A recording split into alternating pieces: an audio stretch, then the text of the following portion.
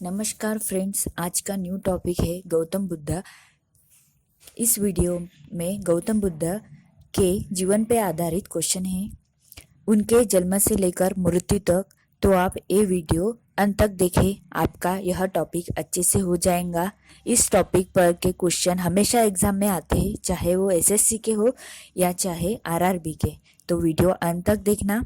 आपको वीडियो पसंद आए तो लाइक करना, सब्सक्राइब करना और शेयर करना। चलो स्टार्ट करते हैं आज का न्यू टॉपिक, गौतम बुद्ध के जीवन पर आधारित इम्पोर्टेंट क्वेश्चंस। बुद्ध कब और कहाँ जन्मे थे? बुद्ध जन्मे थे लुम्बिनी में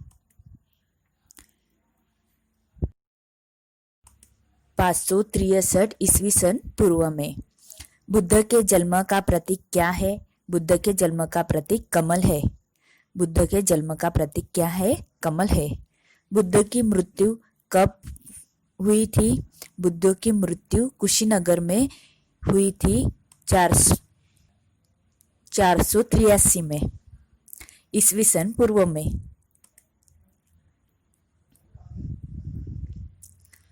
बुद्ध की मृत्यु की घटना को क्या कहा जाता है? बुद्ध की मृत्यु की घटना को क्या कहा जाता है? बुद्ध की मृत्यु की घटना को महापरिनिर्वाण कहा जाता है। बुद्ध के पिता का नाम क्या था? बुद्ध के पिता का नाम शुद्धोदन था। बुद्ध के पिता का नाम क्या था? बुद्ध के पिता का नाम शुद्धोदन था। बुद्ध के माता का नाम क्या था? बुद्ध के माता का नाम क्या था?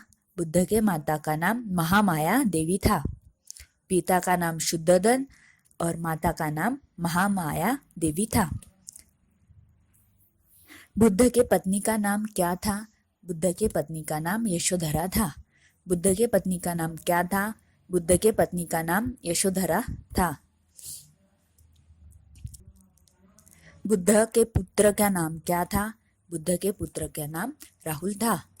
राहुल बुद्ध के पुत्र का नाम था। बुद्ध का अन्य नाम क्या था? बुद्ध का अन्य नाम सिद्धार्थ तथा तथागत था। बुद्ध का अन्य नाम क्या था? बुद्ध का अन्य नाम सिद्धार्थ तथा तथागत था। बुद्ध के प्रथम गुरु कौन थे? बुद्ध के प्रथम गुरु थे अलाम कलाम। अलाम कलाम बुद्ध के प्रथम गुरु थे। बुद्ध के प्रिय घोड़ा और सारथी का नाम क्या था? बुद्ध के प्रिय घोड़ा और साथी का नाम क्या था? कंठक और छन्ना बुद्ध के घोड़े एवं सारथी का नाम था।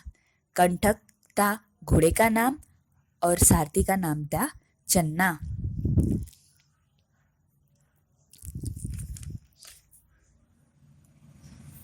बुद्ध के गृह त्याग की घटना को क्या कहते हैं?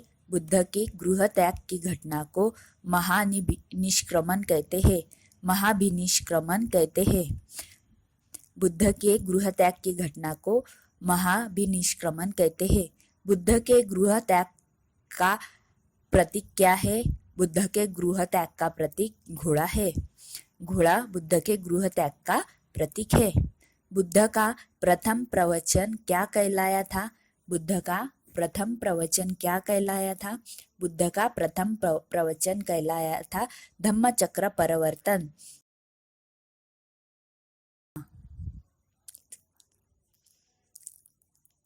बुद्ध को ज्ञान की प्राप्ति कहाँ पर हुई थी? बुद्ध को ज्ञान की प्राप्ति कहाँ पर हुई थी? बुद्ध को ज्ञान की प्राप्ति गया में हुई थी और निरंजना नदी के तट पर पीपल वृक्ष के नीचे गौतम बुद्ध को ज्ञान की प्राप्ति हुई थी। आई रिपीट, बुद्ध को ज्ञान की प्राप्ति कहाँ पर हुई थी? बुद्ध को ज्ञान की प्राप्ति गया में हुई थी। निरंजना नदी के तट पर पीपल वृक्ष के नीचे बुद्ध को ज्ञान की प्राप्ति हुई थी। बुद्ध के सर्वाधिक उपदेश कहाँ पर दिए गए? बुद्ध ने सर्वाधिक उपदेश कहाँ पर दिए? बुद्ध ने सर्वाधिक उपदेश श्रावस्ती में दिए।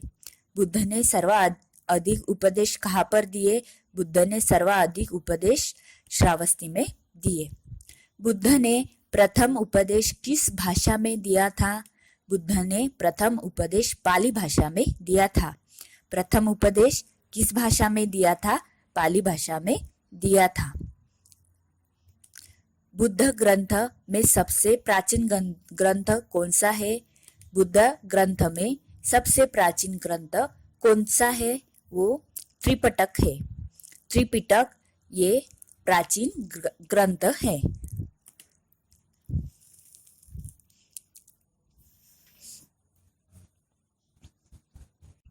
बौद्ध धर्म के त्रिरत्न कौन से हैं? बौद्ध धर्म के त्रिरत्न कौन से हैं? बौद्ध धर्म के त्रिरत्न है बुद्ध, धम्म और संघ। त्रिरत्न है बुद्ध, धम्म और संघ।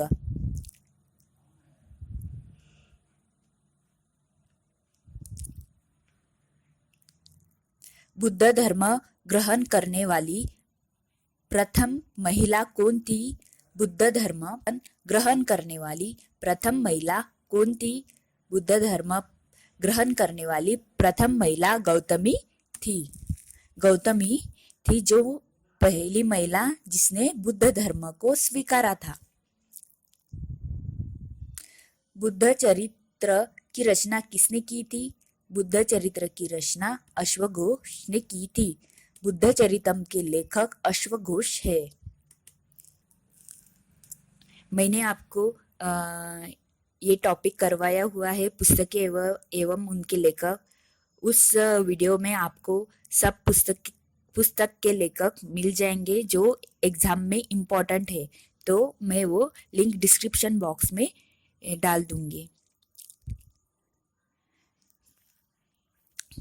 तो नेक्स्ट, प्रथम बौद्ध संगति कब हुई थी, कहाँ हुई थी और किसके शासनकाल में हुई थी? प्रथम बौद्ध संगति 413 ईस्वी सन पूर्व में हुई थी और ये अजातशत्रु के शासनकाल में हुई थी और ये राजगुरु में हुई थी। शासनकाल अजातशत्रु के शासनकाल में राजगुरु में हुई थी। अजातशत्रु के शासनकाल में राजगुरु में हुई थी। द्वितीय बौद्ध संगति कहाँ पर हुई थी, कब हुई थी और किसके शासनकाल में हुई थी? द्वितीय बौद्ध संगति अशोक के शासनकाल में वैशाली में हुई थी। अशोक के शासनकाल में वैशाली में हुई थी। ईस्वी सन 383 ईस्वी सन पूर्व में हुई थी। अशोक के शासनकाल में वैशाली में हुई थी। तृतीय बौद्ध संगति कब और किसके शासनकाल में हुई थी? ये अशोक के शासनकाल में पाटलिपुत्र में हुई थी और ईस्वी सन 250 ईस्वी सन पूर्व में हुई थी। 250 ईस्वी सन पूर्व में अशोक के शासनकाल में पाटलिपुत्र में हुई थी। चतुर्थ बौद्ध संगति ईस्वी सन के प्रथम शताब्दी यह किसके समय काल में हुई थी? ये कनिष्क के समय काल में कुंडलवन कश्मीर में हुई थी। चतुर्थ बौद्ध संगति कनिष्क के समय काल में कुंडलवन कश्मीर में हुई थी।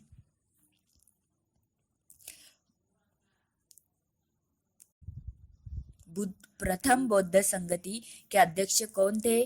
प्रथम बौद्ध संगति के अध्यक्ष महाकश्यप थे। महाकश्यप प्रथम बौद्ध संगति के अध्यक्ष थे। द्वितीय बौद्ध संगति के अध्यक्ष कौन थे? द्वितीय बौद्ध संगति के अध्यक्ष सबकामी थे।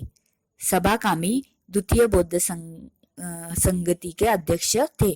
तृतीय बुद्ध संगति के अध्यक्ष कौन थे? तृतीय बुद्ध संगति के अध्यक्ष थे मोगलीपुत्र तिस्स।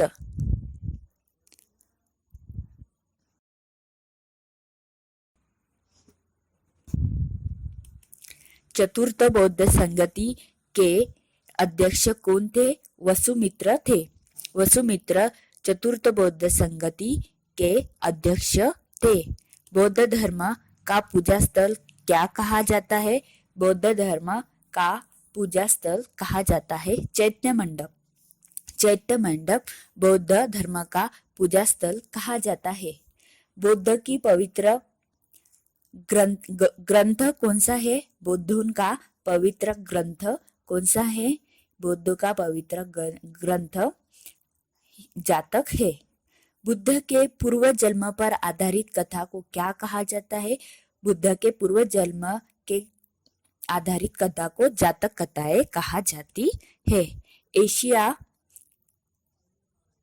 का ज्योति पूज्य किसे कहा जाता है? ये लास्ट है। बुद्ध को एशिया का ज्योतिपुंज कहा जाता है। आई होप सो आपको ये वीडियो पसंद आया होगा और thank you for watching. Please like, subscribe और शेयर।